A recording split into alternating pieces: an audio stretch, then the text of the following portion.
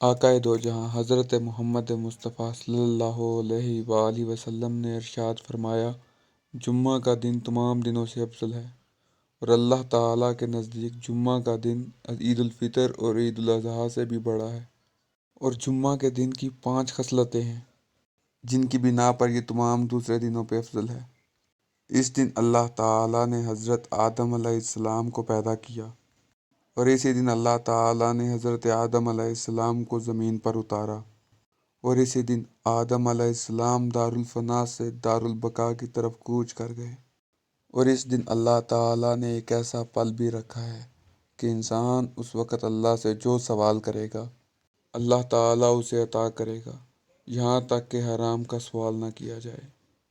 اور جمعہ کے دن ہی اللہ تعالیٰ قیامت کو قائم کرے گا۔